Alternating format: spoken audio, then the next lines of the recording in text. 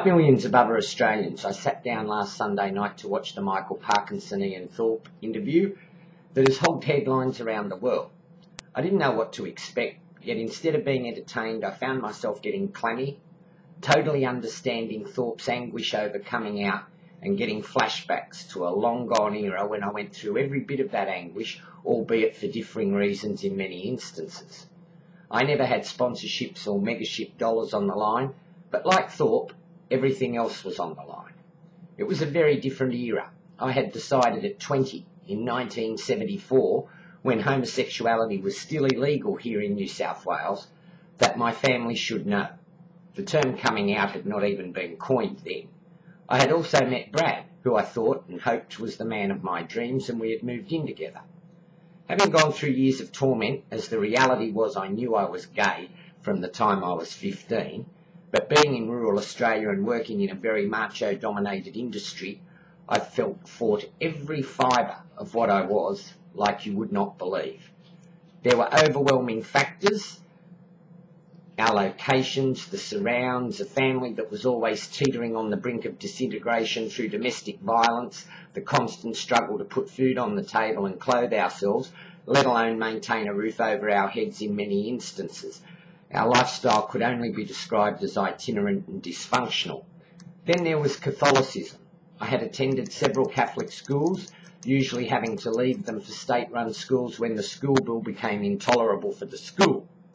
But I had great maternal grandparents, and my grandmother was religious and encouraged our faith. At my lowest times it became my sanctuary, even now, weirdly, imagining at one stage I had a vocation and would enter the priesthood. Then I realised gay people weren't welcome there either, and this only added to the torment. The succession of girlfriends and sex seemed like it would do the trick, as I felt there was no way I could be really totally gay, and was looking at every solution possible, from finding the right woman, to blaming it on my being bullied at school, to blaming it on my size or lack thereof, as I only weighed 44 kilos at 17. There just had to be an external reason I was feeling attracted to men. My coming out was anything but a picnic. In those days we did not call ourselves gay, we were camp. Our itinerant lifestyle had also meant that there were no long-lasting friendships being formed, and therefore there was no one to confide in or seek counsel from. My family moved to Sydney when I was 18, but I remained in the bush, Nowra, Queanbeyan and Canberra, before moving to the city at 20, where the floodgates opened. Patches, capriccios and a suburban western suburbs gay dance at North Rocks called Shabasco's, which is where I met Brad, were all available.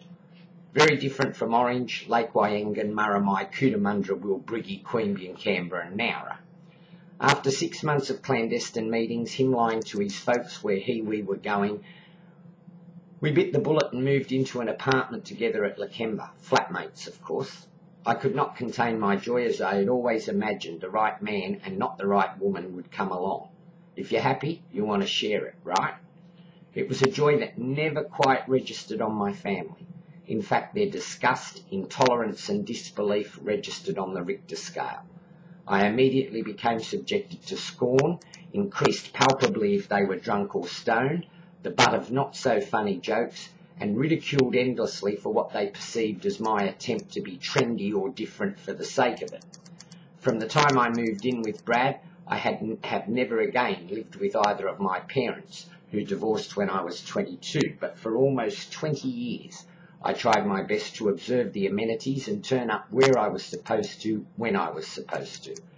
Finally, in 1991, my mother became totally resigned to the fact that the right woman would not come along, and she decided to let me know what she thought of my lifestyle and had pent up probably for all those years.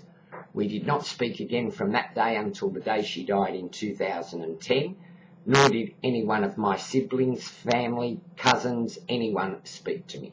In fact, I did not even know my mother had died until some 7 months later. So I know the cost of coming out when it goes terribly awry. Sure, people think it's easier today than it was way back then, but it really isn't. So much is at stake, even for Mr. Working Class Nobody. The cost can be greater than you imagine. The bullying in the workplace, being the brunt of the jokes constantly, being reminded constantly that you are not normal in other people's eyes, and it takes its toll. The loss that can occur is incalculable, emotionally. Not in any way am I trying to denigrate the courage of Ian Thorpe, or for that matter Greg Louganis, Matt Mitchum, Ian Roberts, George Michael, Jimmy Somerville or Elton John, or any other high-profile person that has come out.